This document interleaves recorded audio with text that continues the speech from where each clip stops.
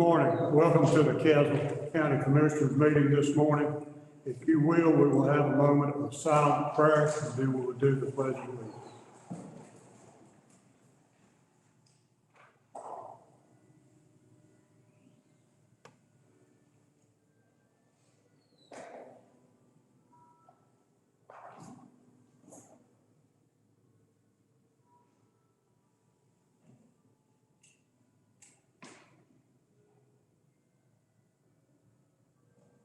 Amen.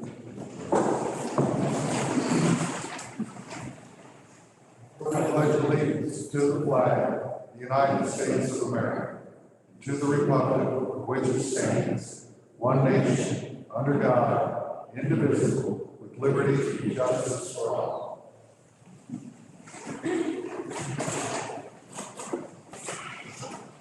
At this time, I will entertain a motion to accept the recommendation that has been made for interim commissioner. So moved. Second. We have a motion and a second. We will do roll call voting. Mr. Howell? Aye. Mr. Jeffries? Aye. Mr. Owen? Aye. Mr. Odenstriker? Aye. McVeigh? Aye. I guess Mr. Dickerson is not with us. Motion carries. Mr. Mr. Matt? Chair, for the record, can you just repeat what that recommendation was? The name of the The recommendation. name of the recommendation we received from the Democratic Party was Mr. Vernon Massagill. Thank you. Thank you. Mr. Massagill.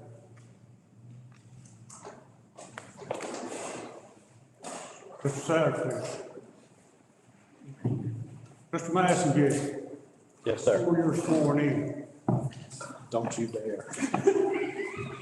Don't you dare. on behalf of the six boards, we want to welcome you to the Crystal Palace, buddy. Yep, we got a green light. Mr. Maskill, if you will place your left hand on the Bible and raise your right and take your oath of office.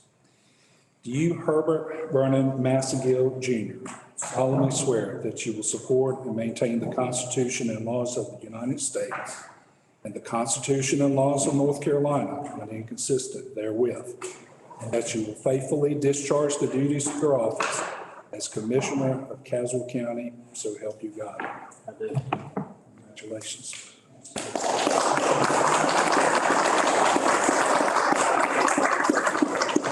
This time, we're going to take about a 5-minute recess.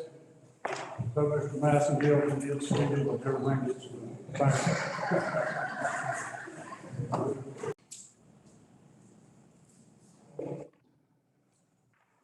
Public hearing on the extension of the grandfather position provision of the Castle County High Impact Development Plan. Commissioners, first, let me welcome Commissioner Massey to the board. To get underway with the public hearing, I'll just give you a brief recap of why we're here today. The recap is as follows. We had received a complaint about a property in the southern part of Caswell, and our county planner and solid waste director went out and reviewed the complaint. Upon reviewing the complaint, they had determined that the property was no longer, and it was not in compliance with the HIDO. It was an existing business, and that the grandfathering provision for the HIDO had elapsed at that point in time. After further investigation, it came to my attention that none of the businesses that are in Caswell County had applied for the grandfathering provision for the HIDO. And I think that's the ones we know of now, that's a total of 13 total businesses, to include several solar farms, the rock quarry in Pelham. They had not applied to have their properties to become grandfathered as part of the HIDO. So we kind of faced two decisions at that point in time. First decision we could make was to make all of these businesses become compliant with the HIDO, which would essentially put most of these businesses out of business. Or we could extend the grandfathering provision of the HIDO. Throughout this process, we've received several questions about the HIDO. We've received multiple public records requests. We have directed all of those questions and all of those public records requests to our county planner. Our county planner is here today. He is the resident expert on the HIDO. So when we looked at the HIDO and we looked at the grandfathering provision, I asked a specific question to our county planner after he had given me the information that he had received no applications for it. If we had given the public or given these businesses any kind of outreach, had we contacted them to let them know about the HIDO or to let them know about the grandfathering provision that was in place? And basically, we had not. We had followed the statutorily required process for notification, which is the casual messenger. Upon contacting these businesses, none of these businesses were aware, most were not even aware of the HIDO period, but none of them were aware that they needed to apply for the grandfathering provision. Those that thought that knew about the HIDO thought they would be automatically grandfathered into the HIDO, which is what our UDO does. Our Unified Development Ordinance automatically grandfathers existing businesses into compliance. Our HIDO does not. You had to make application because we needed to know where those non-compliant businesses were and who they were. So having gathered all this information, we brought to the board a process, and it's an ordinance amendment that would allow us to extend the grandfathering provision date to until September 15th of this year. After that, following the required process, we sent that information to the planning board. The planning board met and has made a recommendation to amend that until June 1st of 2022. I will stand by our initial recommendation that it be September 14th, 15th. And the reason why, I have no problem with the June 1st date. I think that's perfectly acceptable. But the board had indicated that they wanted us to go ahead and start contacting these businesses in our last meeting where this was discussed. And we did. We started contacting the businesses. And in the letter that was sent out to the businesses, it specifically said September 14th or 15th. So for that reason and that reason only, I would suggest that we stick with the September date. To date, we have had 7 companies reply and submit their paperwork to be grandfathered if this board decides to extend the grandfathering provision. I'm happy to answer any questions, but I think the important part of the public hearing is that, number one, you hear from the public. So I'll answer any questions, but I would advise you to hear from the public at this point in time. Did anyone sign up? We have speakers for them. Okay.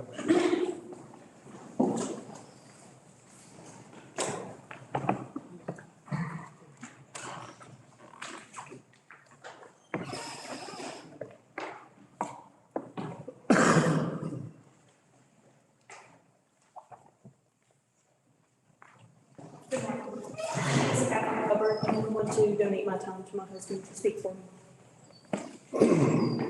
Good morning. I'm Carl Hubbard Jr. I live at 185 Alamax Drive.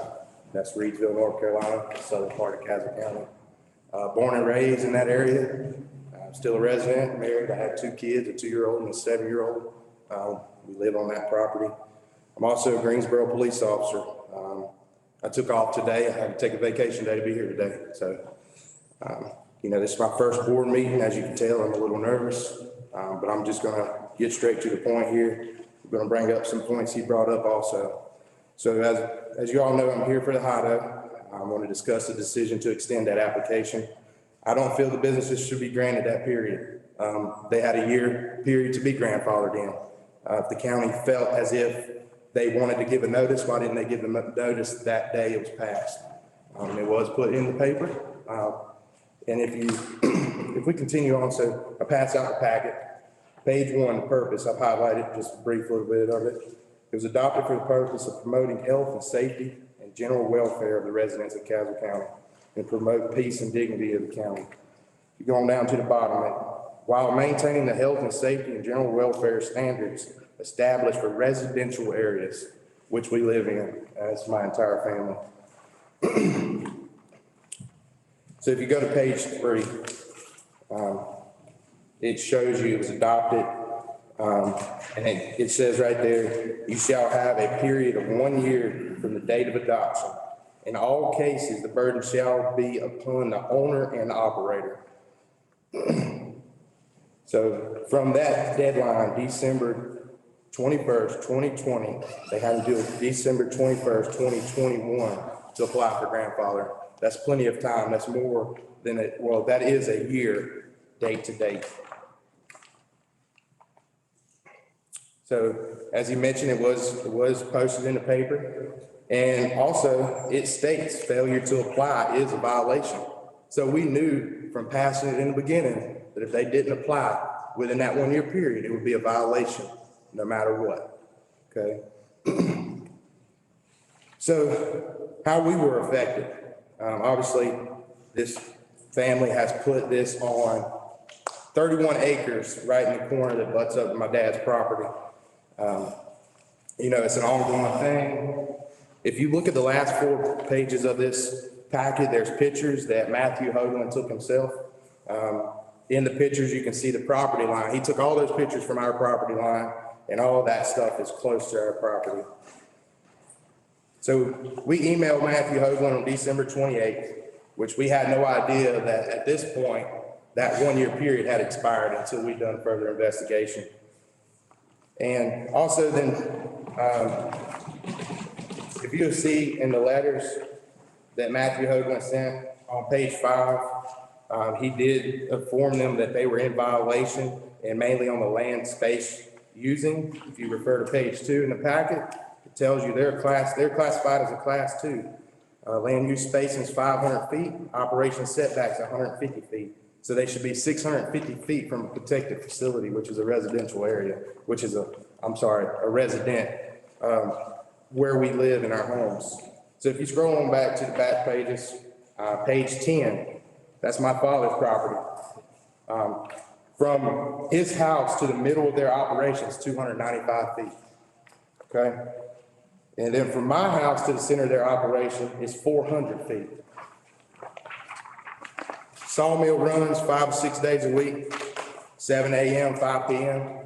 As I told you, I'm a police officer. The other day I got home at 4:30 in the morning. They're out there loading up trucks. I have to go inside and go to sleep. And we hear the noise through our house, over the TV. Equipment and logs all along the property. As I told you, I got a 2-year-old, a 7-year-old. I think it's a safety issue. The logs roll under our property, hurt our kids. We have a playground there. We've had a playground there that's been there longer than they have, as far as the sawmill.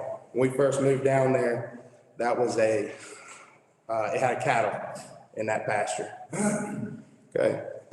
So I'm going to just move on a little bit. My question for you, why did the county wait until a complaint was made before taking any action, making a suggestion, let's send out letters? That should have been done day one if we felt that was what was necessary, okay? Because in the ordinance, it states it shall be a violation. if you don't apply. More importantly, why hadn't the county began enforcing the ordinance? As a county, we passed this ordinance. Did we ever plan on enforcing it? Because now we've brought an enforcement before you and it has not been enforced. We're not saying that we want this business to shut down. To come into compliance, all they have to do is operate 180 days. That's temporary, okay? We don't want to put businesses out of business. We understand, that that's their livelihood, but they got to understand this is where we live.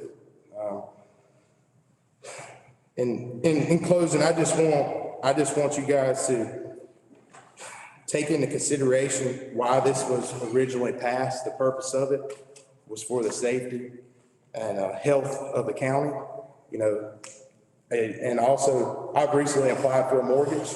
I got approved, but talking with my family and stuff, do I want to pay a 30-year mortgage or 15, 25 years, whatever it is, and stay in this place? And I'm gonna have a sawmill that operates 5-7 days a week.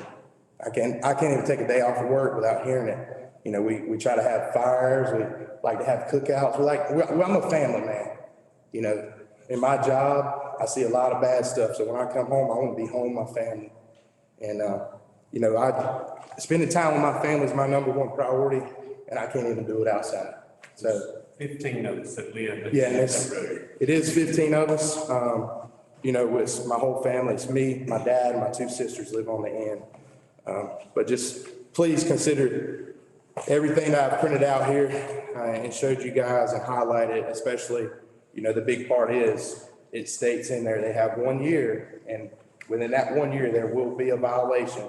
So at that time when it was signed in, we should have known that, if we wanted to send out letters at that point, when we would have sent them. Thank you.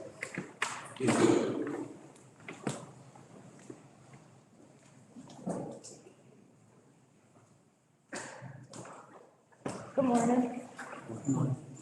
My name is Tiffany Cates, and I currently live at 254 Alamance Drive. I was born and raised here in Castle County, and I am here today to plead with you all to reconsider this grandfathering in. Allowing this company to shuffle around the new ordinance is injustice to us common people. 4 years ago, I purchased my home, making Castle County my forever home prior to this summit. My family's quality of life has now been ruined. Who's going to fight for us? Why are we allowing business to dictate and uphold, and who upholds them? I'm not against any business in our county, but they should be held to a higher standard for upholding codes and ordinances, and I'm begging you all to hear my voice and fight for what's right. Thank you. My name is Carl Hubbard Sr. I spoke at the board meeting the other day. Got up and left out of the board meeting, but I finished watching it and listening to it through the Zoom meeting. And there was a comment made, that's just one family. You can deal with one family. There's 15 of us. And yes, it's just one family. But sir, we're just looking for this ordinance to be upheld, or either for them to come in compliance and make this thing right. We moved to the very end of a dirt road or a hardtop road, and we're in a circle. He has 31 acres, I have 17.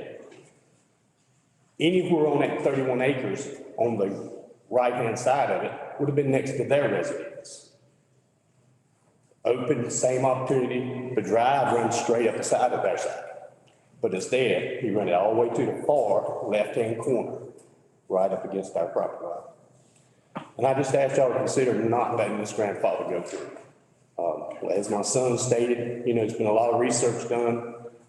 If we put these ordinances in place and it says that it's the owner of the company's responsibility to do these things, it's the owner of the company. Mr. Hoagland was asked to go above his job and beyond, to step out of that realm, to give these people notification and to take and go help them come into compliance. That's not fair to him, and it's most definitely not fair to my family. And that's all I have to say, and I appreciate y'all's time. And as I said to the board meeting, I prayed long and hard about coming before you guys or anybody on the board. Never would have I dreamed that I would, but I do appreciate y'all. Anyone else like to speak? Question?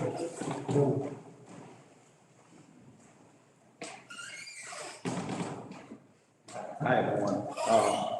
Is the date of this letter the February of 22? Is that the first time that they had been contacted, the company? Are you asking me? Yes, sir. Yeah, the February 10th letter to Keck Logging? Yes, sir. Yes, sir. That was the first time they were contacted after visiting the property, following up on the complaint. How many businesses do we have right now that have not asked for permission to keep going? We have myself and the Environmental Health Director and Building Inspections Department. We have compiled a list of 13 properties that we believe meet the definition of non-conforming. And then you'll see the blue text on the document as well. These are properties that have submitted documentation to be grandfathered after we contacted them.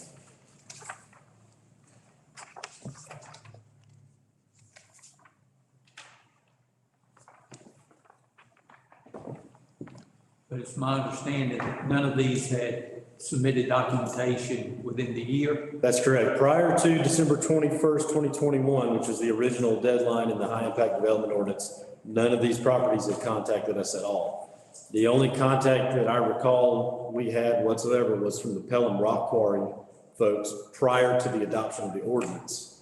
But obviously that was, prior to the ordinance, prior to any sort of grandfathering activities.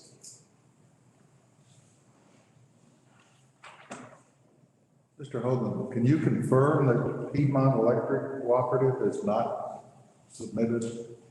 Yeah, that's a little bit different. So I actually just spoke to the county manager about this last week. It kind of dawned on me after driving through there that they do have solar panels on their property. So I actually just sent them documentation last week. So even though they're on the list, they received notification much later than the other 12 that are on the list there. But they have maybe 2 or 3 acres total in solar panels there on the property.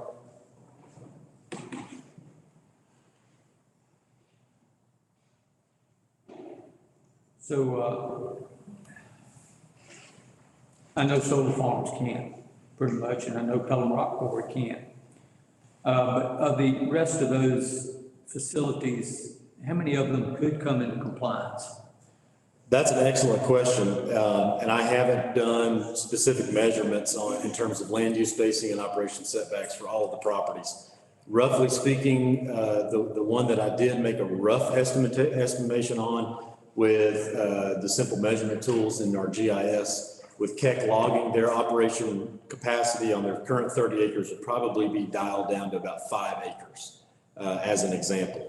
With some of the others, like I said, I really just didn't go through the motions of doing the measurements. With the rock quarry, for example, rock quarries are some of the most regulated industries in the HIDO. And so the Pelham Rock Quarry, for example, would be, the lines would just go straight through their current operations. I'm not sure how they would be able to stay in existence under those standards.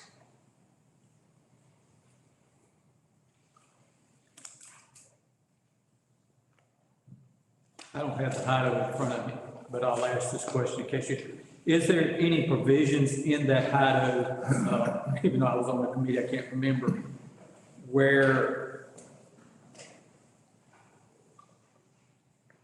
there can be, look at individual businesses differently or apply anything differently to some businesses? There is an allowance for a variance, but it's really only granted at the time that a new business establishes. So for example, if a solar farm came in, they had a very oddly shaped property that was very narrow, for example, and because of the narrowness of the lot, they really couldn't meet the setback, something along those lines, then they could apply for a variance. But I'm not really aware of any provision of the ordinance that allows existing properties to get any kind of special arrangement based on the way that it's written. So this logging company, you did visit? Yes, sir. And that was due to a complaint? It was really a noise complaint to begin with, and then they had some tires and barrels and other things that moved it over into a solid waste complaint as well. AJ with solid waste is really adjudicating that. But with regards to our current noise ordinance, our current noise ordinance really allows for commercial enterprises and other businesses to operate during business hours. But in having a conversation with property owners, and they were aware of the high impact development ordinance as well, I said, we may have an issue here with their spacing to your property line as it relates to the high impact development ordinance. So more or less, I think it started out as a noise complaint, but it evolved into taking a look at how this property measured up against the HIDO regulations. So what will this business have to do to become compliant? So this specific business, because it's a sawmill, the ordinance actually allows if you're what's known as a temporary sawmill, where maybe you have equipment that can be moved, you're only in operation for up to 180 days. If you're a temporary sawmill, then the ordinance doesn't really apply to you. So that would be option one. They could reconfigure their operations to really only be on a temporary status. Option number two would be they would have to basically redraw property lines and have a new internal setback of, I believe, 150 feet to be in compliance with the ordinance. So their relatively 30-acre property would significantly shrink down, as I said, to I think about 5 acres that they would be able to operate on once you apply the standards of the ordinance to their specific property. I know this may be a little far-reaching, but of their property now, how much area do they encompass? What do they operate on now, if you had to guess? I would say maybe 3, 4, 5 acres in that cleared area. Y'all have any insight on that? I'm not sure. I didn't measure it. I'll just use GIS like you did for the. Yeah. I would like to say one more thing if possible. The original complaint was for them burning sawdust, and we had Castle County Forestry out there, and they said, no, they can do that. Well, that is totally against the law in the state of North Carolina.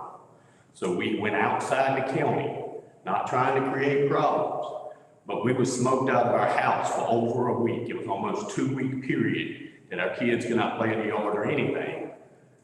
When Winston-Salem Environmental contacted them, they finally come into compliance on that, and then it moves from that to the noise. It seemed as if after we contacted on that, it was a lot of spite work that happened after that, and I know that's nothing that y'all can control, but that's it, the way that it happened. I just wanted to correct him on that part of it. Thank you. Yes, sir. Thank you.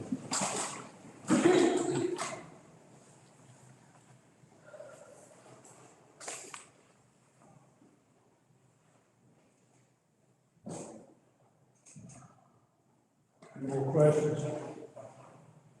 Just out of curiosity, would you guys be interested in just hearing a video I took from the driveway of my father's residence?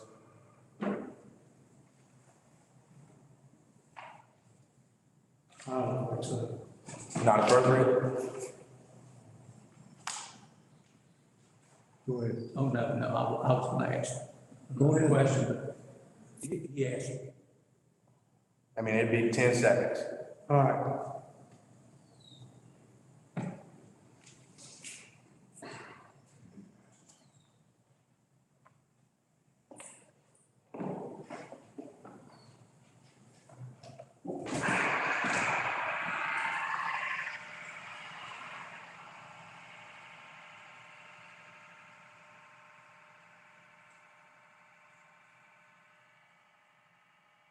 That's just a small mill. That's not the chipper really either. Thank you. Yes, sir. Go ahead. You sent a February 10 letter, Yes, sir. you sent a March 2 letter, and you sent a March 11 letter, correct? Yes, sir. That's correct. Did you get a reply from any of the letters? Yeah, after the first letter to Keck Logging, Mr. Keck came into the office personally, I think the next business day. It was a Monday or Tuesday. It was just a few days after that first letter. He then coordinated with his attorney. His attorney reached out to me as well. And given the nature of the way that we operate, we're a complaint-driven operation, and if someone is in violation of any ordinance, we give them 30 days to come into compliance. So before that 30-day window was up, I sent a reminder letter to Mr. Keck, letting him know that the 30-day window from the initial letter would be, I believe, March the 15th. So yes, sir, I got contacted by Mr. Keck and his attorney. And did you get a follow-up on the March 11th letter? I did not get a follow-up on the March 11th letter because by then the directive had altered after meeting with the county manager, and we discussed this issue and the other 12 or 13 properties that were affected. The instruction was to reach out to them, seek to get them into compliance in a spirit of cooperation, into compliance with the ordinance with a roughly 6-month window, which is how we settled on September the 15th, 2022. Because from about mid-March, you go out 6 months, then you land right around mid-September. And commissioners, I think it's important to just know we as a local government cannot regulate businesses. We regulate land use, and that's what the HIDO does, is regulate land use, not business. So just keep that in mind.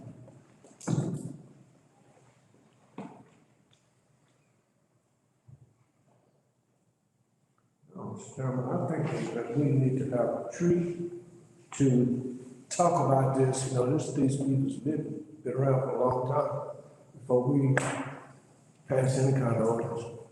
I mean, they here, they've been in business, I ain't heard talking about accident or nothing. And I think we need to have a treat, something to talk about this before we pass these people in order to put some more pressure on them. Time is hard, and I'm not about to vote for it, I can't vote for it, I won't vote. I think we need to have a treat and talk about it before we take it to in this order.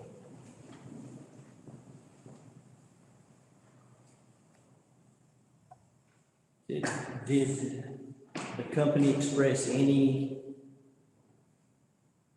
thoughts to you that he would come into compliance? His first thought was that he would appeal my issuance of a violation. More than anything else, he just was completely unaware that the ordinance even existed and was just kind of trying to figure out exactly what his next step would be, because prior to my letter, I don't think he knew that the ordinance even affected his operations whatsoever. Would you say the majority of these people on this list did not have any idea? Yeah, the vast majority that I've spoken to in contacting them didn't know. I mentioned the Pelham Rock Quarry operation earlier. They were obviously aware of the ordinance, but they were not aware of any sort of grandfathering or non-conforming provision as part of the ordinance.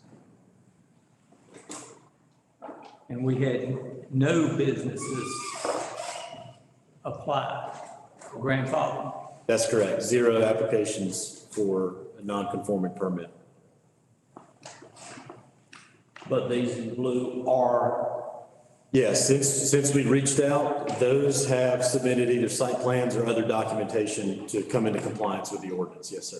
And some of those in black are out of business and have been out of business for. Well, they may be. I think it is worth noting. You bring up a good point. We did try to, reach out to any and all properties that may be applicable and more or less give them the benefit of the doubt. I'd actually been contacted by the owner of the Caswell Speedway property on an unrelated matter just before these letters went out. And so even though the Speedway, for example, hasn't been in operation for several years, because racetracks as an operation are regulated by the development ordinance, we sent notification to them as well, for example. So we try to just be generous and give maximum benefit of the doubt to those operators. And I know False Enterprises is not operating. They're out. Mr. Holman, did you say that if the deadline was not extended and we stayed by the original writing of the ordinance, that the Pelham Rock Quarry would not be able to be in compliance? I don't believe that they would be able to stay into compliance. As I mentioned, rock quarries are regulated as one of the most heavily regulated industries in the ordinance. So for example, their land use spacing, in other words, their property line from a fellow property line would need to be 1,500 feet.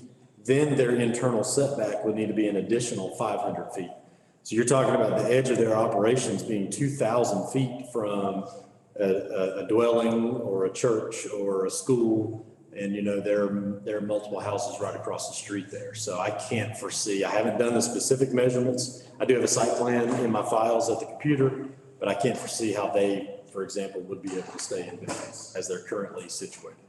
So it's your belief that if nothing was changed, they would have to shut operations down? I would assume so, yes, sir. Are there any other businesses that would fall in that same category? I don't know that they would necessarily have to go out of business, but I would imagine that they would have to reconfigure their property arrangement in such a way that it would drastically alter their current operations. And the keck logging, what would they have to do to become in compliance? Other than operate or change it? So primarily it comes down to the land use spacing and the operation setback. So they would need to alter their property line so that it is an acceptable distance from the neighboring property line, and they would have to have an internal setback of 150 feet. So roughly at least 650 feet of separation from the nearest occupied dwelling. They would have to alter their property line? That's correct. Yeah, the land use spacing requirement is from property line to protected facility. So they would have to sell or subdivide their property? That's correct, yes, sir.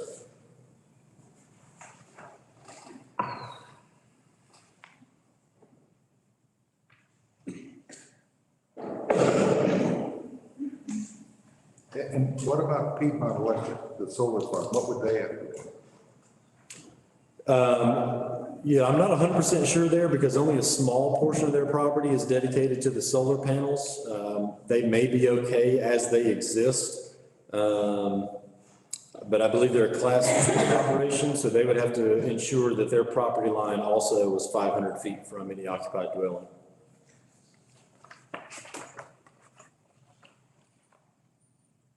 No, I apologize. They're a class 1.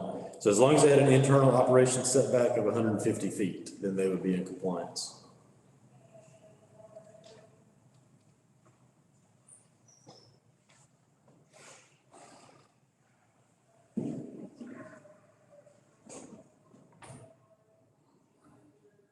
Thank you. Any more questions from the board?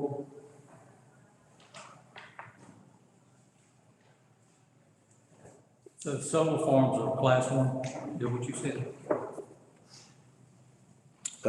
Class 1, yes, sir. Inert debris landfills and renewable energy generating facilities. That's what I thought. Do you know how many of those that are listed besides Piedmont Electric, that this may affect their operation where they might have to remove some of their? Yeah, I don't know that they would need to be drastically altered. I think your typical solar field from the panel to the property line setback is, 25 to 50 feet. The ordinance calls for 150. So they would have to either take out panels or relocate panels or whatever the case may be and alter that line. So I wouldn't necessarily say that they would be drastically affected, but obviously they'd be affected by having to maybe, in some cases, triple or quadruple their spacing from their property lines.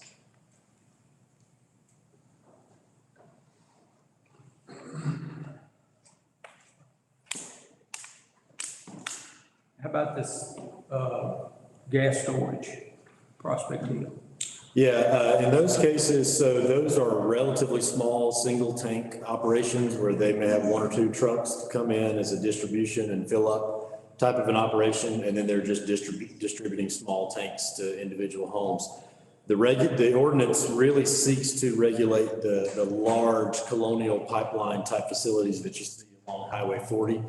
So the 2 properties on the list that I gave you, It's really just, they're on the list more for clarification. So for example, Blossman Gas at 10 Ridgeville Road, instead of a site plan, they submitted us a letter kind of detailing their day-to-day and week-to-week operations. And it was clear that they did not meet the regulations in the ordinance. But we got that on file. So in the future, if there's ever any question, you can clarify and say, you know, these are what their operations are. This is not the definition of a fuel bulk storage facility, for example. And is Utley under that same? Yes, sir. Very similar situation. One tank, and I have not heard from them yet, but I assume it's a very similar situation. So if I'm understanding this right, really, the only business on this list that's in blue that would have to shut down because they can't change, I know the rock quarry is in my district, is the rock quarry. The other ones could make adjustments.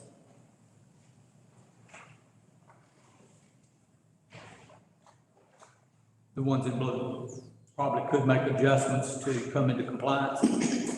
Yeah, I would assume so. Yeah.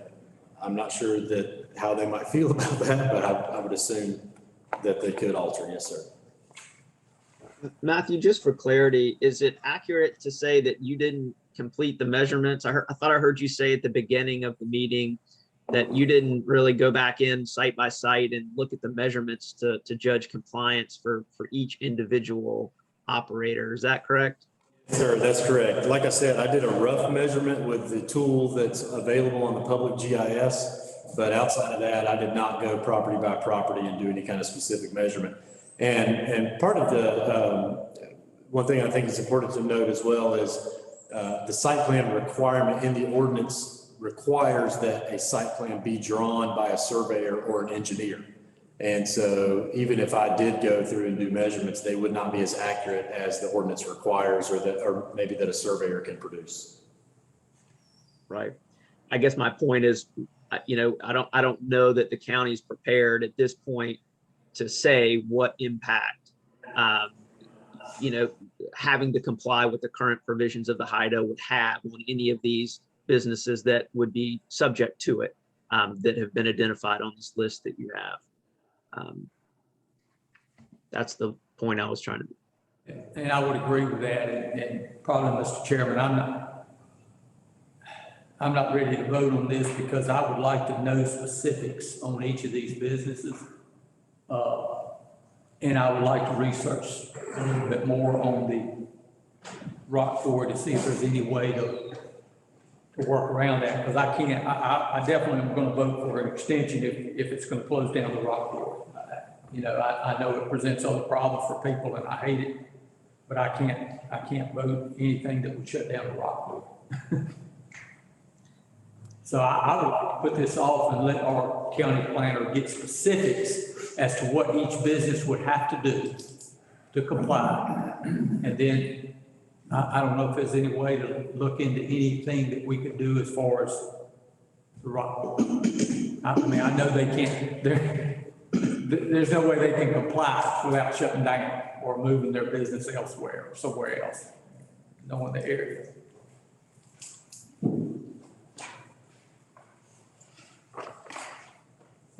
But it's up to the board. I mean, I don't. Make a motion to, A motion we table until Mr. Hoagland can come back with some definitive answers that we've asked that he really doesn't have all the answers for. So are you saying within the next meeting, or I think that would be up to Mr. Hoagland when he can. you have that prepared for us by the end of this month? I will certainly do my best to carry out whatever directive that I'm given. Mr. Howard? Mr. Chairman, I've got a couple of other issues on my mind, and I don't think y'all can be done in 2 weeks. On some of these, the measurements, he said it's got to be done by a surveyor or somebody. We can probably get close enough for us to make a decision. the solar farms are relatively new in the county. So I don't know how much information was provided before these solar farms were installed. Other thing I would like to know is the nature of the business. Mr. Owen mentioned, and he mentioned rock quarry. What do they do? I just thought there was a big hole out in the water. And I would like to know the nature of these businesses. The final thing I would like to know is who was there being in a specific location first. Was the non-conforming business there before the houses were built, or vice versa? That would give me a better idea of how I would want to vote. If we've got a non-conforming business, it's been in a location for 30 or 40 years, and a house that was built 20 years ago, how can we hold them accountable for the distance? So there's a lot of other stuff that I would like to know before we make a decision. And finally, the issue of grandfathering. We're talking about how to get these businesses to conform. If we're grandfathering, why are we talking about that? Grandfathering, to me, by definition, is you're okay because you were here before the policy. So why are we talking about how to get them to conform and all those other things? So would you would like for it to be this other information brought back, and you feel like it'll take a little longer than the next meeting? I do. Okay.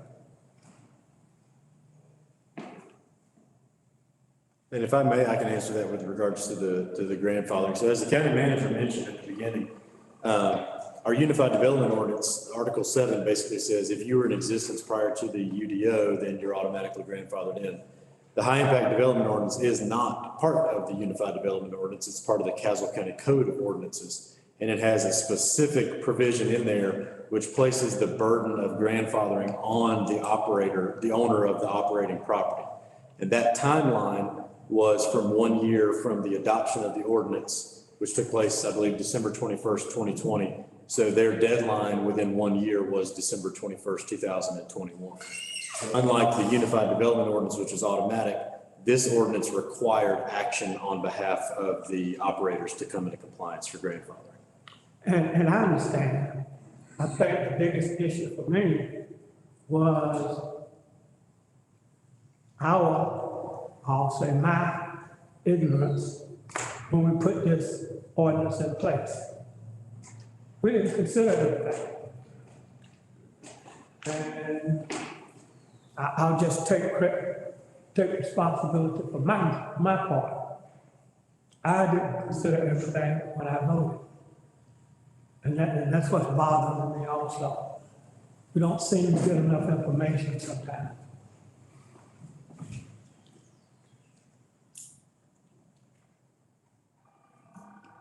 Any more questions?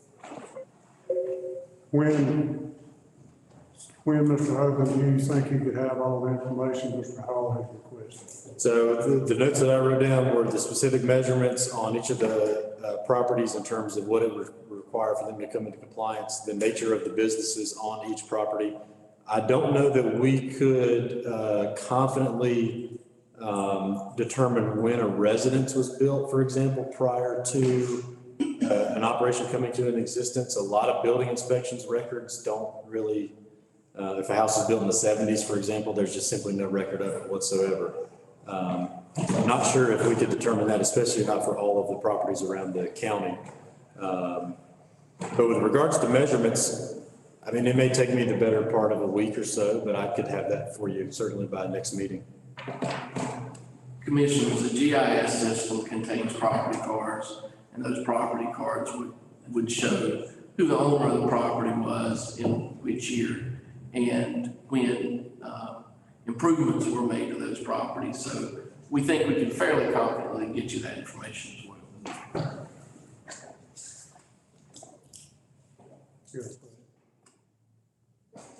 No, did I just hear you say that you felt like you could get that in a week? Well, with regards to the measurements specific to each property, certainly. With regards to, I'm talking about the whole. no, we're not, probably not. We're asking you, how long is it gonna take you? How long do you feel comfortable so that we can set the time we, I would feel comfortable at least 2 weeks or maybe a month.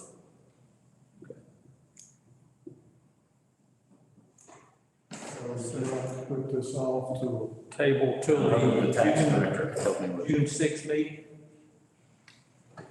That too. June sixth. that's so June, Yes, that's sir. June sixth. Unless we want to do a special meeting. I was thinking, Mike, we could have, after you get this information, we could out and look at this and handle this thing, like, if we need to amend it, the ordinance we can. Just as Mr. Hall said, I know when your grandfather in, you already was in business, you already grandfather in, but this ain't so. So I think that's something we need to look at. All right, so what you're recommending is that we have a special meeting in June after Mr. Hogan has had time to get this information together. I think we could do it in May. Commissioners, we'll work hard to get that information for you just as soon as we can, and we'll inform the chair and the vice chair when we have that information. If they so choose, they can set a meeting date at that time. So, is that agreed? That's agreeable with y'all. Okay, do you need a motion to table this? I just did. Did you do? I made a motion to table 15 minutes ago. Okay, make a motion again. I make a motion we table. We have a motion and a second to table this. We'll do roll call voting. Mr. Hall? Aye. Mr. Jeffries? Mr. Owens? Aye. Mr. Ostraker? Aye. Mr. Massengale? Aye. Mr. Bay? Aye. Motion carries. It's tabled.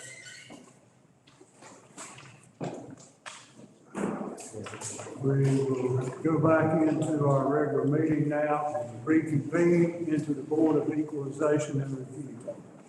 Thank y'all for everything. Thank you. Thank you. Mr. Chair, as you get started, Mr.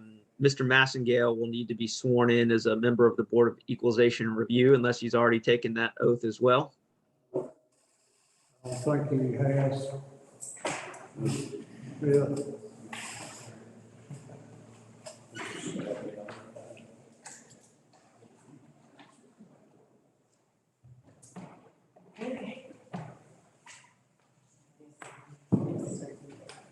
If you'll just repeat after me, I do solemnly swear I do solemnly swear that I will support and maintain that I will support and maintain the Constitution and laws the Constitution and laws of the United States of the United States and the Constitution and laws and the Constitution and laws of North Carolina, of North Carolina, not inconsistent with, not inconsistent with, and I will faithfully discharge and I will faithfully discharge the duties of my office the duties of my office as a member as a member of the Caswell County Board of Equalization and Review, of the Caswell County Board of Equalization and Review.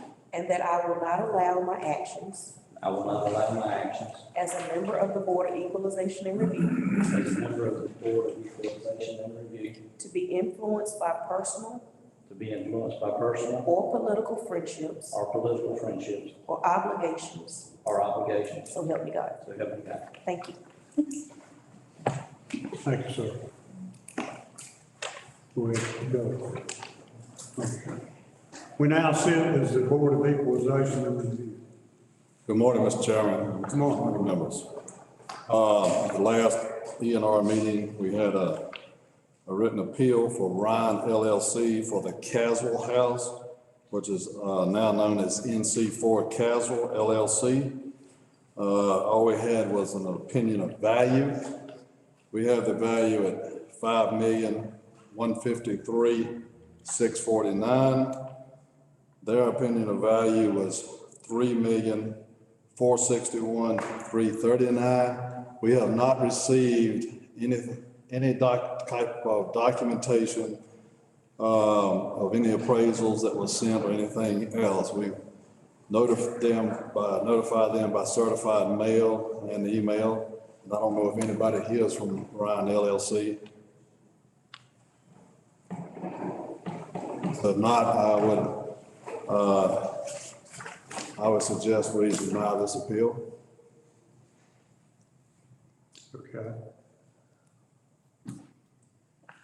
We'll select questions from the board.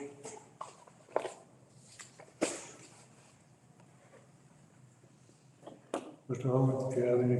No. We need to do a vote on this, a motion. Yes, Mr. Chairman, I'd make a motion that we deny based on the fact that there's no other evidence presented. We deny the claim. Second. We will do roll call voting. All in favor of denying this, signify aye. Mr. Howard? Aye. Mr. Jeffries? Aye. Mr. Owen? Aye. Mr. Ostrowger? Aye. Mr. Massengill? Aye. McVeigh? Aye. Motion carries to deny. Thank you. And we have another appeal from Mr. Thomas Wright. When my business personal property appraiser talked to us something about mobile homes, but I never did, he never did suggest any values for the 2022 values of what they were. But I'll let Mr. Wright, voice his opinion, please.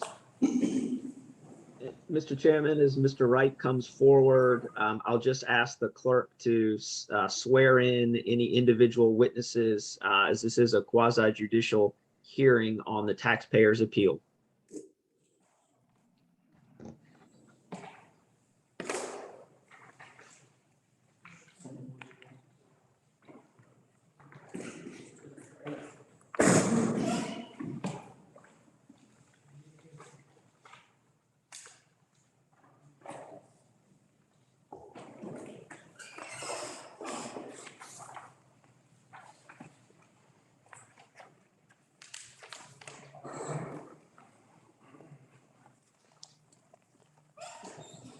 Mr. Wright, will you put your hand on the Bible? Do you swear to tell the truth, the whole truth, and nothing but the truth? All right, thank you.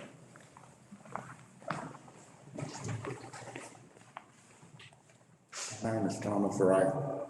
I live at 559 Georgia Road. But son, I got some maps and all that to pass out to you so you understand it. Hey, Mr. Wright.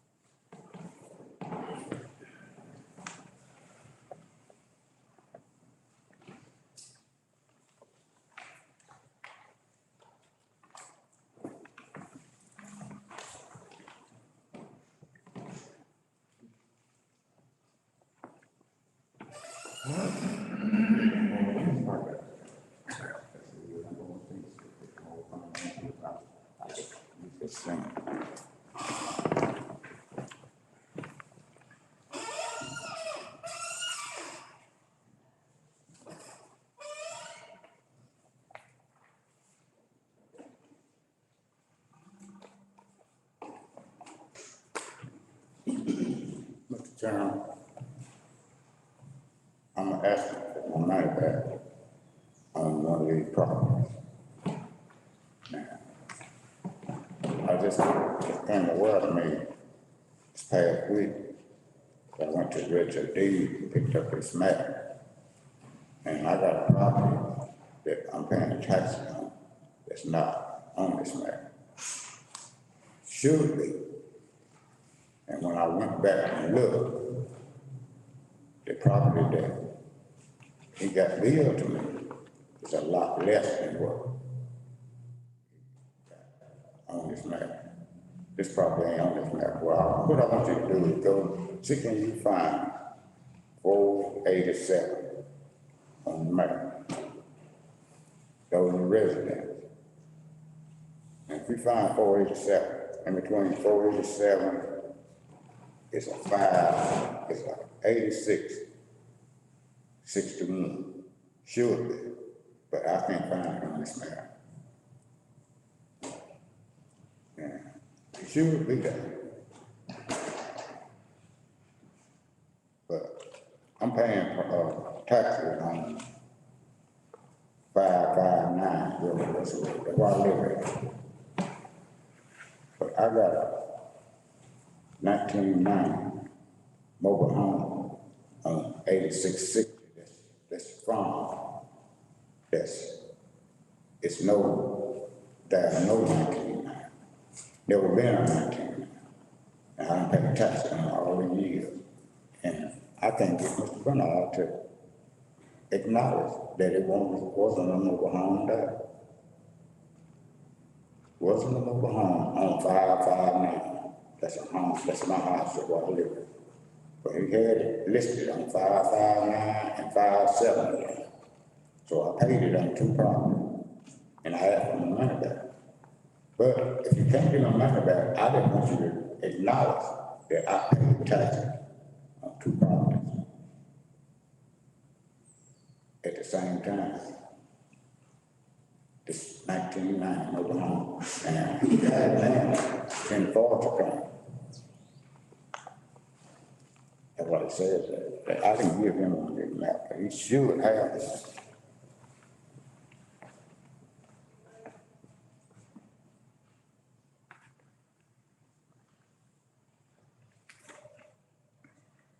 Now, if anything about that 1990 mobile home that you don't understand, that's on 559, I got it right here. Any question you got about this double taxation, ask it, and I can answer for it, and I can prove it to you. But to make a decision without even looking at the map, without even acknowledging that I'm paying taxes on it. I don't pay the taxes. The taxes have been paid on it. I've been paying it on it ever since he's been in office. Ever since he's been in that tax office. Now I got public school. Paying on 559, which it was on, the mobile home was on 570. He had to be up to 2 properties. And I just don't understand why it won't take it nicely. If you can't give him the money back, at least acknowledge it.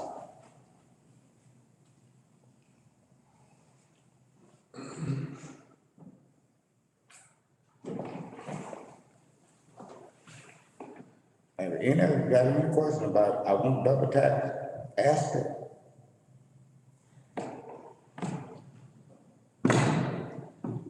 Commissioners, can I ask to be sworn in? Can I do that, Mr. Farrell?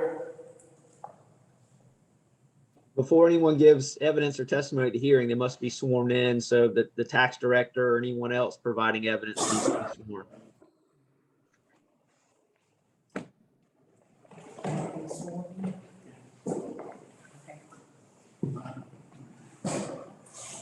Do you swear that the evidence that you shall give shall be the truth, the whole truth, and nothing but the truth, so help you God? I do. Thank you. So Commissioners, you may remember that several months ago, the board asked me to go back and look at Mr. Wright's properties. I worked with Renee Strader through this process. She was very helpful and did a tremendous job. She provided me with all the tax records. Mr. Wright came up and sat down in my office. And for each tax year back, Mr. Wright, how many years do we go back? 6, 7, 8 years? Probably that far. So for 8 years, the process always became so convoluted for me. I couldn't keep things straight because there were different properties, different trailers. Some of them had wells, some of them didn't. So I broke it down to each individual tax year. And for each individual tax year, I went through and looked at the property card and counted home sites. Then I counted mobile homes for each year, some of which Mr. Wright paid taxes for. some of which had no value, so he didn't pay taxes for. We took those into account. There were a couple of years, as Mr. Wright has said, where one mobile home was listed on his parcel that he lives on when it wasn't there. However, it was just right next door, and there were no taxes that I could find on the property cards at that time paid for that mobile home. I know Mr. Wright has been, there were problems in the past with Mr. Wright's valuations, and there have been refunds made to Mr. Wright for those errors. But currently, going back over the last 5 or 6 years, and maybe 7 or 8 years, looking at each individual tax year and counting home sites and mobile homes and what we knew to be true, this property has a well and septic system that services 2 trailers. This trailer has no well and septic or electricity, and therefore it's not considered a home site. When you take, I mean, there are a myriad of variables included, but going through each tax year, looking at everything, it looks like, from my perspective, the tax department has it right. So I understand Mr. Wright doesn't believe that to be the case. But from what I could logically see, breaking it down year by year, it looks correct to me.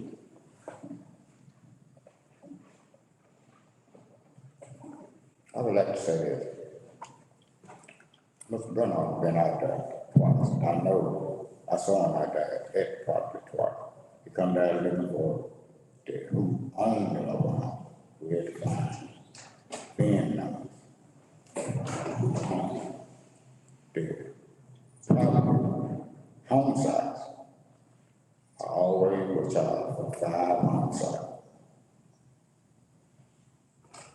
And the 1990 mobile home that we put in the forestry plan in 2017, it was on there. Home site was 559. He had the value of it, when he took it off in 2017, he had the value of it $22,000. And it had been there ever since 2005. Yeah. It's been 5 homes like that all the time. Still there. Still 5 homes like that. Plus the 1990 mobile home in the park. So you still double taxing. You just took the mobile home off the 1990 mobile home. You put it in the forestry plan. It shouldn't even be there. It wasn't no mobile home on 559. It should never have been on 559. So if you went back and looked at 559, George Russell Road, if you seen a mobile home on that property, it shouldn't have been there. It was at 570.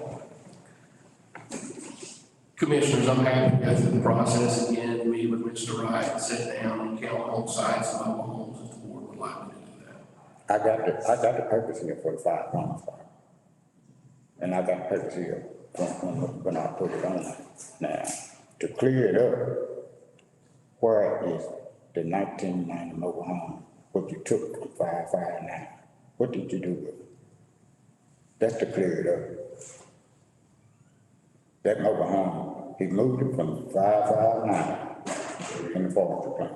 That's a thoroughbred, which will value somewhere around about $22,000 when he threw it in. And there, and then that changed the value of 26 property. I've been billed for 6 mobile homes when I've never been but 5 on none of the property that I own. And it went to over $3,000.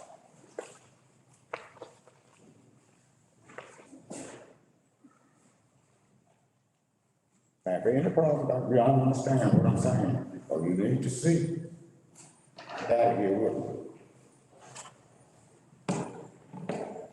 Mr. Wright, just for the record, are you appealing evaluation for this current year's tax year? I'm appealing this current year, because the 1990 mobile home is in the forestry plan. You gotta get that from off of my property. I don't own it, ain't never been there, I want it from off. See, So you're appealing evaluation for the 1990 mobile home being on your property. Is that correct? 26 years being on my property, it interfered with the forestry plan. Okay,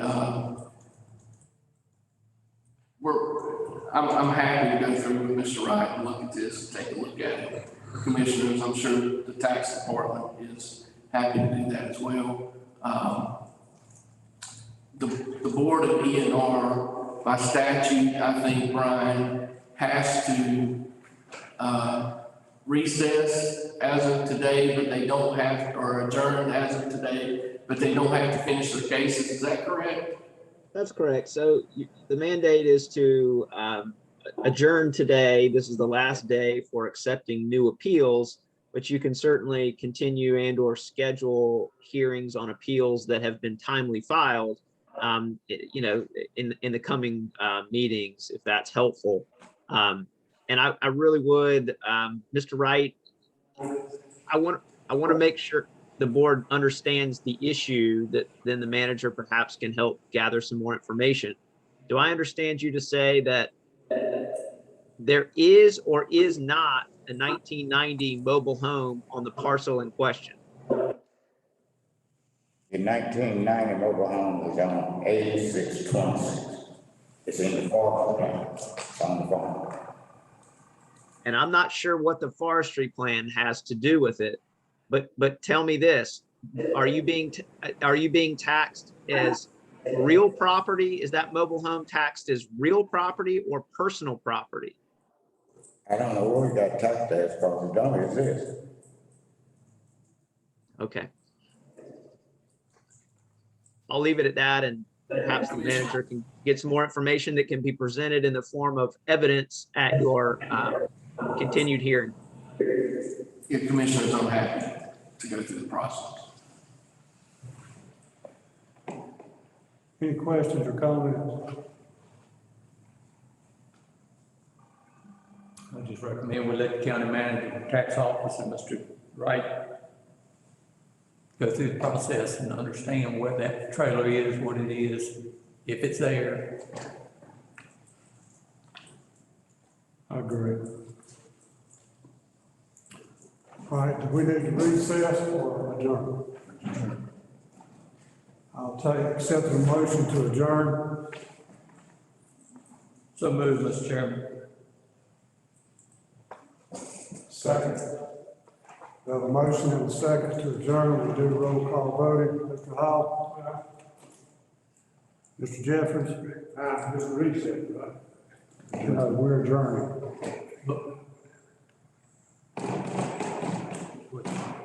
Mr. Owen? Aye. Mr. Ostrager? Aye. Mr. Massengill? Aye. McVeigh? Aye. Motion carries. We're now adjourned. They're gonna bring back information at the next meeting, correct? So, yes, so I've asked the tax director to have Renee Strader reach out to you and set up another time for us to meet so we can, would it be more helpful, Mr. Wright, if I came out to your property and you were to show me? Already invited. I have asked you to come out. That's the only way you want to know. Okay, set up a time for, with Renee, for me and her to come out, and I'm happy to take a look at it. Come out and take a look at everything. And just for clarity, Mr. Manager, members of the board, you can only receive evidence in the context of your hearing. So the manager will not be able to communicate to you individually on the process with Mr. Wright, but he can report back to the group in the reconvened hearing when you get back together. All right, So now, I don't understand what's going on now, but I got to deal with Mr. Miller. And he gonna come back and tell you what he found. And then that's what we're gonna deal with from there on. when we reconvene, we'll go back and go over what he has found. Okay, I wanna make sure, when he come out there, if he don't find this 1990 over home on that property, then I got 5 home sites.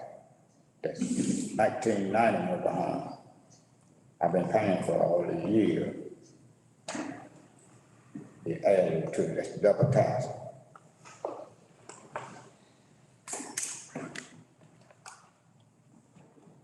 Commissioners, I'll look into it, want to find out, bring back to the board. All right, thank you. Public comments.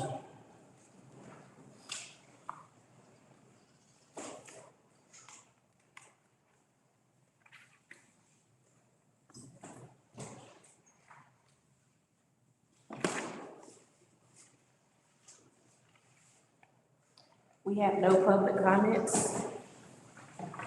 Okay, we have no public comments at all at this time. Recognitions, see the commissioners having recognitions. If not, we will move on to the agenda. Approval of the agenda. Make a motion to approve the agenda. We have a motion and a second for approval of the agenda. We'll do roll call voting. Commissioner Howell. Commissioner Jeffries. Commissioner Owen. Commissioner Ostraker. Commissioner Massengill. McVeigh. Motion carries. Approval of the consent agenda, including Article A. Second. We have a motion and a second. We'll do roll call voting. Commissioner Howell. Commissioner Jeffries. Commissioner Owen. Ostraker. Commissioner Massengill. McVeigh. Motion carries. Consent agenda passes. Let's take about a 5-minute break, and then we'll continue with the presentation.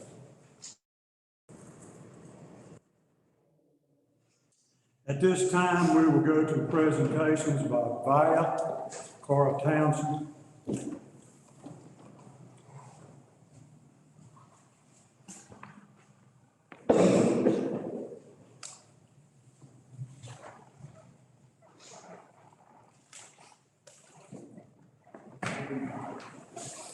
Good morning, commissioners and other leaders in Caswell County. My name is Kara Townsend Donor. I am the regional director for VIA, and just so everyone is aware, VIA is Caswell's managed care organization, which is also an MCO. We provide care to people on Medicaid who have intellectual and developmental disabilities, substance use disorders, and also kids in foster care.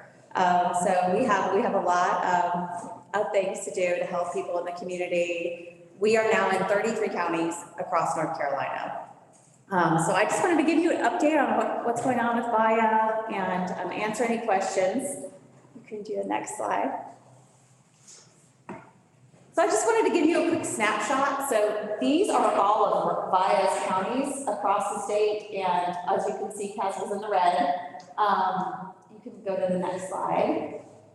And we're down on the far right corner, region 4. So as you can see, the red graph here, graphic, we serve the most people in this region. That's just something important to point out in the state. You can go to the next slide. And I just wanted to make you all aware, so VIA consolidated with Cardinal Innovations Healthcare, and so we had to go to the state and request a new set of board of directors, and we needed to restructure everything to make sure that we had adequate representation from the community. And so you can see, this is just a snapshot of how we have organized everything and how we've organized our members. You can go to the next slide.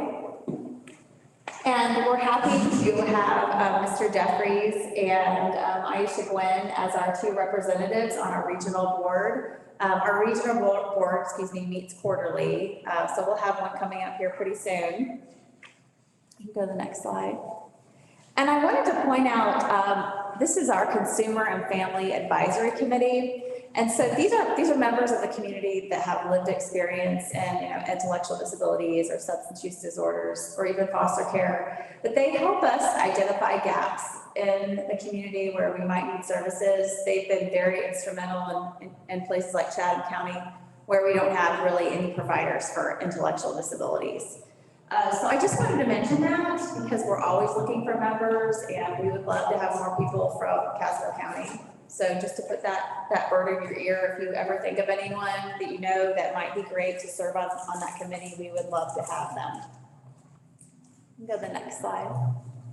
So VIA is getting ready. We're getting ready to launch the tailored plan. It's the biggest healthcare plan that's launched in North Carolina history. And so what it basically does is right now, we only provide mental health services, and we will be now providing physical care as well. So this is a big transformation. We're including pharmacy benefits in that, as well as, adding physical health providers to our network. So it's a major undertaking. So just to give you an example, a Blue Cross and Blue Shield does physical health. They'll now be doing mental health as well. But how it will work is that VIA, we will see the most severe cases still, just because that's our expertise. So I just wanted to let you know kind of what was going on with that. You can go to the next slide.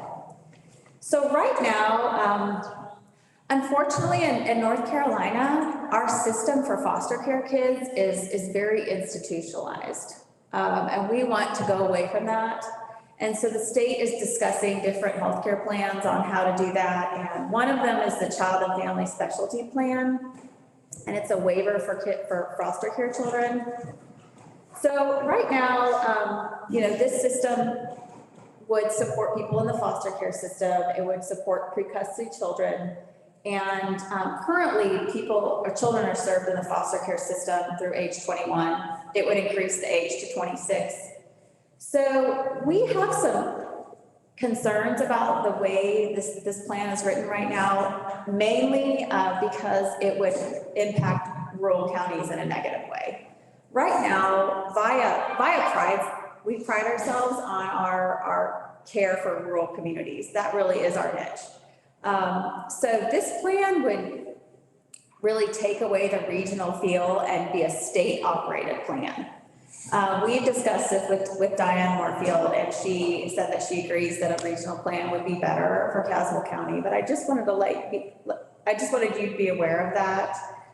There are certain provisions, like it would now include certain parents along with the foster care kids, but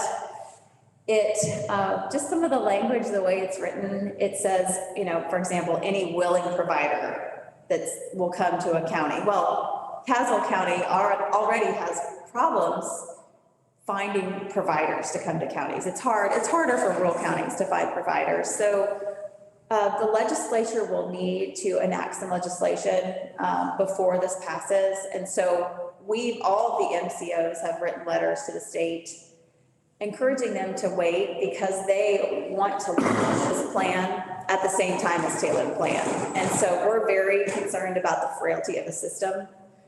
In terms of providers, we already have a shortage of healthcare workers in the mental health world. And so we believe this would have bad impacts especially for rural counties.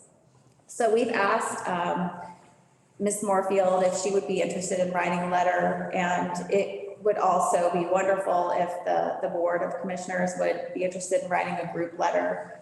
If you'd like to hear more about this, they are going to be taking public comments tomorrow at the legislature from 2 to 3 and also on Monday, May 9th. And if you're interested, I can send that to the county manager and forward out to you just to kind of hear other thoughts from the legislature and the rest of the MCO communities. You can fast forward a couple. And I'm happy to take questions. I did want to mention something else to you. We are looking to open another walk-in clinic in Caswell County. And so we're looking for space. We want to make sure that people have, have access to healthcare providers, and make it convenient. So we're looking at Yanceyville. But if you know of any space, please let me know. We're interested in finding something soon. So we could probably have something up running in a month or two. But I'm happy to answer any questions that you might have. What type of services are you planning to hire in Yanceyville? Crisis services, right now, I think Caswell has a problem with a mobile crisis provider because they're based out of Alamance County. And, even though they're supposed to be a 2-hour turnaround, it doesn't always happen. And so people are left without anything to do. So we want to help crisis, services. If something happens in a family or something happens with law enforcement, they can bring this person to the walk-in center. And it will be open, I believe, from 8 to 5. But that can also be, a place where we can do assessments for people to provide services to them. And also help them get Medicaid if they don't have it. And, a whole array of services. But I can get back to you on exactly what we'll be providing. Well, I was thinking more about the mental health services. Crisis is good. Would anybody be available after 5? Not at this time. Crisis don't work that way. I agree completely. I think that's the capacity that the provider can do right now. That's always a challenge in counties, to be honest, Commissioner. Alamance County, we're working on building a center that will be open later. Right now, they're open until midnight. But I agree. If that's something that the county is concerned about not staying open, late enough, we can always examine how we can improve that. But I agree, things that just happen between 8 and 5. You're right.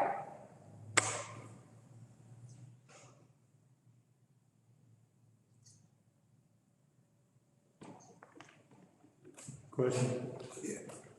You mentioned the state board was meeting tomorrow, Yes. and what will come out of that meeting? I think they're taking public comments to hear more. They had scheduled a hearing a couple weeks ago, and only the standard plans, which is Blue Cross Blue Shield, WellCare, they were the only people who spoke. So they're now going to hear from some of the MCOs and other public comments on what the state plan would do as opposed to a regional plan that we already have. And I'm sorry, did you say VIA will be making comments tomorrow, or has already provided information? I believe VIA will be making comments. I can get back to you what time they'll be presenting. I haven't heard if our CEO, Brian Ingram, who spoke to you last time, will be presenting. He was set to present last time. And I know that he's met with several of the legislative delegations that we serve and, voiced his concerns. So I'm glad about that because, if we as constituents don't voice our concerns about what's happening, we'll never, we won't be able to make change. So we're worried that this plan that could go in place would be detrimental to the rural communities. So do you have a plus or minus fact sheet or some guidelines comparing what you would propose versus what the state plan looks like? So we can make an intelligent decision here. Sure, we don't have that, but we could get something for you that shows the differences in the plans, kind of a comparison sheet. But the timeline sounds like, you'd have to have that like now. Yes, I don't think it would be hard to put that together to send to you because we do want you to make, an educated decision on this. And the facts are there. So we have sent letters, so we have a letter I can send you that we asked commissioners across the state to send. And I'm happy to share that with you. We have received letters. So I personally manage Alamance County, Caswell, Chatham, and Stokes County. And we have received letters from Stokes, from Alamance commissioners, and also Chatham, the Chatham Director of Social Services, and also their DSS board sent a letter. So we've received, you know, the majority of the counties have sent in letters. But I feel like this meeting tomorrow is kind of like the sword of Damocles over our heads here. How in the world can we put together a letter in time for tomorrow? I just don't, I mean, you see how fast. Yeah, I don't think you need a letter by tomorrow. Within the next couple of weeks to go, because they're not voting yet. But it's not, I think, a public comment period, but in a couple, if the board would be willing to do that within a couple of weeks with adequate information, we would be grateful. I would recommend personally, I don't know if we need to do a consensus on that or not, but to see the comparison sheet that you've got and then a proposed letter. Sure, I am happy to do that. I could email that to everyone if that would be the best way. It'd be best to email it to the clerk. So, okay, And she can make sure we all get a copy of it. absolutely. I'd be happy to do that. If the board is in agreement, I guess I should ask for consensus. No, that's good. That's fine. I hear a lot of heads nodding, so. Okay, thank you. I appreciate it. Thank you for your time. Thank you. Thank you, appreciate it. There are no discussion items. We'll move on to action items. Bid options for Meals on Wheels, Mr. Miller. Commissioners, we've received 2 bids for the delivery of, or not the delivery, but for the Meals on Wheels program, for the meals themselves. Golden Corral's bid was $5.21 a mile, or a meal. Those are delivered to Caswell County, to the senior center. The other bid was $4.50 a mile, or a meal. From Second Harvest Food Bank, the recommendation from the senior center is that we award the bid to Golden Corral, because by the time we go to Second Harvest, pick up the meals, the employee cost, the gas cost, the time involved, the price per meal would be more than $5.21. So the senior center has suggested, or requested, that we award the contract to Golden Corral. Any questions? Just one assumption is, from what you're saying, is that Golden Corral will develop. They will. That's correct. Delivered to the senior center. That's correct. Mr. Miller, the way this letter reads, the third paragraph, it says the cost of personnel, time, transportation, and equipment. Transport for meals from Rockingham County every day would exceed the cost of meals from Golden Corral. Yeah, that's what I just said. Pardon me? That's what I just said. So if from the Second Harvest Food Bank, if we have to go pick those meals up. Yeah. So if we have to go pick those meals up and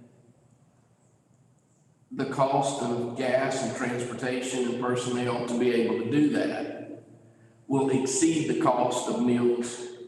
If you break it down into price per meal, then the price per meal will go in the Corral. So we actually come out cheaper contracting with Golden Corral than we do with Second Harvest. I just wonder why you wouldn't say Second Harvest in there instead of Golden Corral. It's a little confusing. I understand.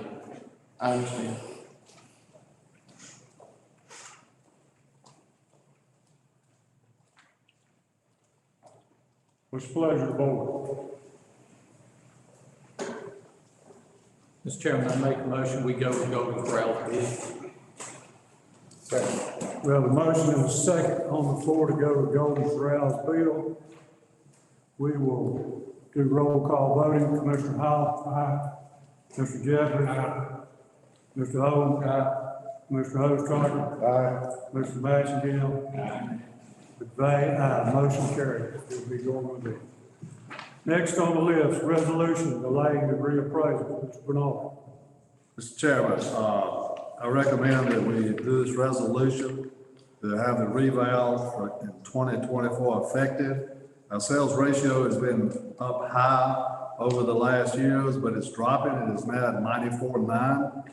That'll give us time to get a reval company, get a bid for them, submit a proposal, and get that in place for 2024. Because I've been trying to, I'm looking at the sales ratio has been up, and I didn't want to do a reval unnecessarily and waste the county's money.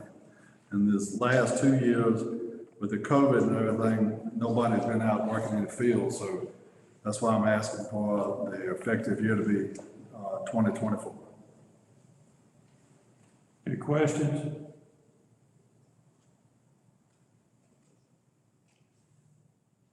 If not, we need a motion. Mr. Chairman, I make a motion, we approve the resolution to delay the effective date of reappraisal of property in Gallatin County. I'll second that. Roll call voting. All in favor? Mr. House? Aye. Mr. Jeffries? Aye. Mr. Owen? Aye. Mr. Ostrowski? Aye. Commissioner Massengill? Aye. McVeigh? Aye. Motion carries. It's delayed. Thank you, sir. Yes, sir. Allocation for Isley CPA firm, Mr. Miller. Commissioners, the local government accounting CPA firm that was hired to do the review of our conversion to the Munis software is making tremendous progress. I'm happy to report that. They've identified multiple processes that occurred prior to our conversion that need substantial review. Some of these processes are bank reconciliation, journal entries, and balances. Once again, this review is focusing on fiscal years prior to the software conversion. We also believe data input from the time since the conversion may need to be reviewed. However, we will not know to what extent it will need to be reviewed until the prior year's reviews are complete. The reviews currently taking place involve hundreds, if not thousands, of journal entries, multiple reconciliations on multiple accounts. These reviews have identified some weaknesses in our processes before the software conversion occurred, before our current director was in place, and before the new deputy director was in place. Let me be clear, both our current director and our current deputy finance director have made tremendous strides in addressing the weaknesses, and by approving the new position within finance, the board has helped give them a valuable tool moving forward. So today we're asking to continue working with Isley and Associates and are requesting an additional $45,000 in funding. As with before, we believe this can be absorbed by funding already allocated by the board, but may require moving money from one place in the budget to a professional services budget line in finance. So once again, no new funding will be by the board will be required, just moving the funding around. So with that being said, I'm happy to answer any questions the board may have about the appropriation. But we are asking the board to approve $45,000 for Isley. Questions? Mr. Howard? How much have we paid them already? I think we're at about $29,000. 29? 29,000.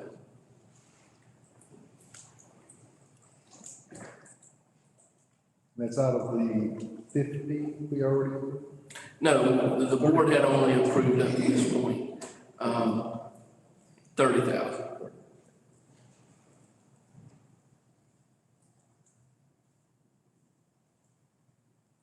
I'll make a motion to approve. Need a second? I'll second. We have a motion and a second to approve. All those in favor, roll call voting. Commissioner Howell? No. Commissioner Jeffries? Aye. Commissioner Owen? Aye. Commissioner Ostrowger? Aye. Commissioner Massengill? Aye. McVeigh? Aye. Motion carries.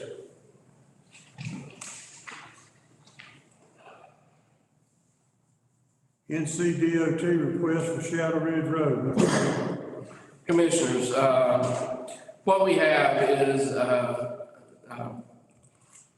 resolution that's required by NCDOT to move forward with the development of Shadow Ridge Road. You've done several resolutions before for this road. You've done, you've made all the necessary moves to get the road taken over by the state. This is just a form, the SR2 form that's required by the state to be able to do that. They've requested that the board pass this resolution to move forward. Any questions? Need a motion? Mr. Chairman, I make a motion, we approve the resolution. Second.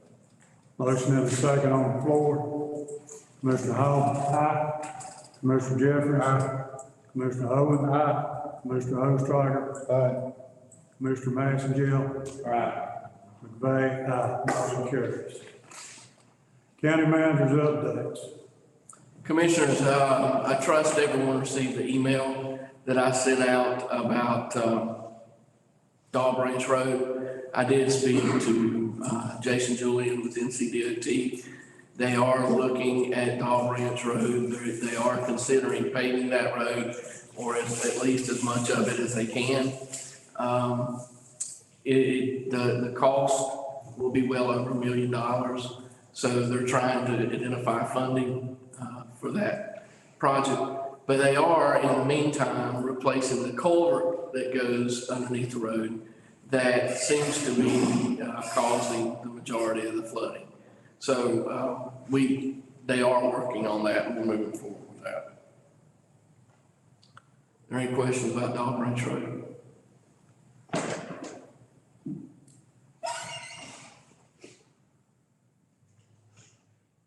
I'm happy to answer any other questions or give any other updates that the board would like. But if none, that's all I have. Any more questions? Yes, sir, Mr. Hall. Mr. Howell? What's the status of Spectrum? So the last time I spoke with Spectrum, they indicated that they're still on schedule. Okay. So I wrote, are we still on track for May 6th, May 7th for the area, for their first large area to be turned on? And the response I received was, yes, sir, we're good. I've got some sample letters of support that they're going to shoot over to our offices, and we're going to facilitate getting those letters of support filled out for the great grant. But the last word I had was they're on schedule for the 6th, 7th of this month to turn on that first area. You probably need to call them back because there ain't no way that's gonna happen. Well, I can only go by what their representatives tell me. So we are in somewhat constant communication. Not constant, but weekly communication. They haven't even pulled lines to. I understand. I understand. Any more questions for Mr. Miller? If not, we'll move on to commissioner comments. Anyone? I didn't get a chance to talk to Miles, but did you talk to him about the off-ramp road? Yep, he'd like you to call. I intended to tell you that. He said you should have his number, so we'll get it if you have it. If there's no other commissioner comments, announcements, and upcoming events, May 6th, 22, joint meeting with the Board of Education at 10:30 a.m. at the school board office. It's in the administrative building. May 12th, 22, joint meeting with the town of Milton and the town of Yanceyville at 6 p.m. at Coastal. That's all the announcements. I will entertain a motion to go into closed session. Mr. Chairman, I make a motion to go into closed session to consider the qualifications, competence, character, or conditions of initial employment of an individual, which is hereby acknowledged in CGS 143-318, period 11, parentheses A, parentheses 6. Second. We have a motion and a second. Roll call voting. Commissioner Howell. Mr. Jeffries. Commissioner Owen. Commissioner Ostrowger. Commissioner Massengill. Commissioner McVeigh. Aye. Motion carried. We will now go into closed session. We're now back in open session. Is there anything else that needs to come before the board? If not, I will. Yes, sir.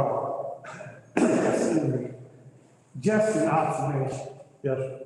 And I think the chairman, the county manager, you can react or not react.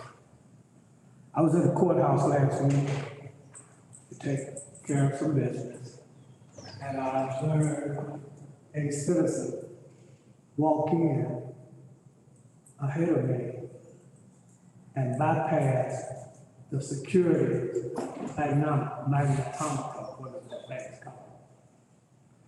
So I went on in, I just in my pockets, I did what I think we've been told to do with these songs. And I asked the officer sitting there, why did that citizen get to walk through? And I gotta come through this magnetometer. And her response wasn't very satisfied. He said, well, I don't want to narrow it down as much, but because of who he was, I put it that way. And I said, that's so. He said, yes, that's what I was told. I said, okay. And I let it go. But these observations give me pause sometimes to think about how we run this county. If somebody can come in and walk through the night, bypass the night, that thing checks you, and the rest of us can't do that, it just makes me wonder. I understand. Was there any more detail given on that? On why? No, What special attributes that person had? No, I'm not gonna go there at this point along what the officer said. It was because of who he was. And I'll leave it at that. Well, who was it? Not named. No, Not by name, but. no, I'm not gonna say it. The fact is it happened. The fact is I asked the officer, and the officer told me because of who it was.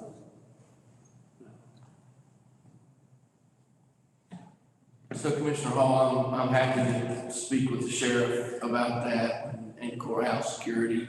You know, the sheriff oversees courthouse security and those measures. So I'm happy to talk with the sheriff about that. The only individuals that I know that are not required to go through the metal detectors when entering the courthouse are employees and local attorneys. Those are the only two groups that I'm aware of that are not required to go through the metal detector. But I'll follow up with the sheriff. Okay, that's what there was kind of response I was hoping I would get. And I think at some point, after you follow up in another discussion, we need to talk about why anybody would be exempt from going through medical testing. I don't care if they're employees or what. An employee that's got an issue with the county could create a problem. Right. I have something. I would just like to thank the board for the flowers I received for Administrators a Week. And I just wanted to put that on the record that I thank the entire board for their gift. And also Jennifer Eastwood sent a card thanking the board for their acts of kindness during the loss of her father. Thank you for what you did. Well, appreciate it. Quite a bit. Anything else for the board? If not, Move to adjourn. Second. we got a motion and a second to adjourn. We'll do roll call voting. Mr. Hall. Mr. Jeffries. Mr. Owen. Mr. Ostrager. Mr. Massengill. Ms. May. Motion carries. We're now adjourned.